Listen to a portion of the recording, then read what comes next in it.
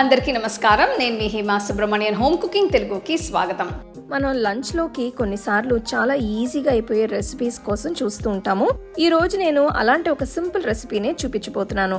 ఇది masala egg rap. పిల్లలకి కూడా ఇది చాలా నచ్చుతుంది. దీన్ని ఇప్పుడు ఎలా చేయాలో చూద్దాం. మసాలా ఎగ్ ర్యాప్ కోసం ముందుగా ఫిల్లింగ్ని తయారు చేయాలి. దీనికోసం ఒక బౌల్లో పొడవుగా తరిగిన ఒక ఉల్లిపాయ, 1 కప్ తరిగిన క్యాబేజ్, 1/2 కప్ పొడవుగా తరిగిన క్యాప్సికమ్, 1/2 కప్ పొడవుగా తరిగిన ఎర్ర క్యాప్సికమ్ వేసి అంతా బాగా కలపాలి.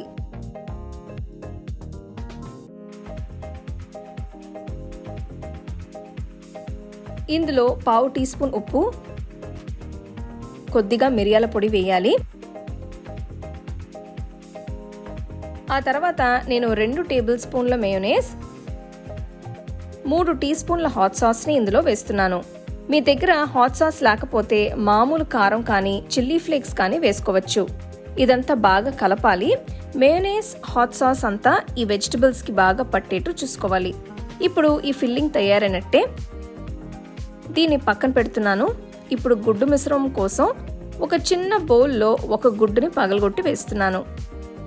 ఇందులో 1/2 టీ స్పూన్ ఉప్పు, 1/2 టీ స్పూన్ పసుపు, 1/2 టీ స్పూన్ కారం, 2 టీ స్పూన్లంత చిన్నగా తరిగిన ఉల్లిపాయల్ని వేసుకోవాలి. లాస్ట్లో చిన్నగా తరిగిన పచ్చిమిరపకాయని కూడా వేసి మొత్తం కలిపి బాగా గిలకొట్టాలి.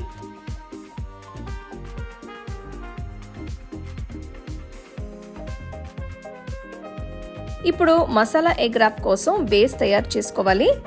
ఒక ప్యాన్ని వేడి చేసిన తర్వాత దాని మీద నేను ముందుగా తయారు చేసి ఉంచిన ఒక చపాతీని పెడుతున్నాను. దీని మీద గుడ్డు మిశ్రమాన్ని వేసి చపాతీ మీద బాగా స్ప్రెడ్ చేయాలి. పొయ్యిని లో ఫ్లేమ్లో ఉంచి ప్యాన్కి ఒక మూత పెట్టి గుడ్డుని పూర్తిగా కుక్ చేయాలి. నేను ఈ చపాతీ రెగ్యులర్గా వాడే గోధుమ పిండితో చేశాను. మీకు కావాలంటే మైదా పిండితో కూడా చపాతీని తయారు చేసుకోవచ్చు. ఇప్పుడు మూత ఓపెన్ చేసి చపాతీని తిప్పి కాల్చాలి. ఇది 2 వైపులా పూర్తిగా కుక్ అయితేనే బాగుంటుంది. నేను దీని మీద నూనె కానీ బటర్ కానీ ఏం రాయలేదు. మీకు కావాలంటే కొంచెం ఫ్లేవర్ కోసం వాటిని యూజ్ చేయొచ్చు. గుడ్డు బాగా కుక్ అయిన తర్వాత పొయ్యిని కట్టేసి చపాతీని ఒక ప్లేట్లోకి ట్రాన్స్ఫర్ చేసుకోవచ్చు. చపాతీ అడుగున ఉండేట్టు ఒక ప్లేట్లోకి పెట్టి మధ్యలో నేను ముందుగా తయారు చేసిన ఫిల్లింగ్ని పెడుతున్నాను. దీన్ని ఇలా సైడ్స్లో నుంచి మధ్యలోకి ఫోల్డ్ చేసి ఒక టూత్ పిక్తో సెక్యూర్ చేస్తున్నాను. అంతే, మసాలా ఎగ్ ర్యాప్ తయారైనట్టే. దీన్ని వేడివేడిగా సర్వ్ చేసుకుంటే చాలా బాగుంటుంది. దీని లోపల చాలా ఫ్లేవర్స్ ఉన్నాయి కాబట్టి దీనిలోకి సైడ్ డిష్ లాంటిది ఏం అవసరం లేదు. మీకు కావాలంటే స్పైసీ మేయోతో కానీ టొమాటో కెచప్తో కానీ సర్వ్ చేసుకోవచ్చు. ఏదైనా లైట్గా తినాలనిపించినప్పుడు ఇది చేసి చూడండి.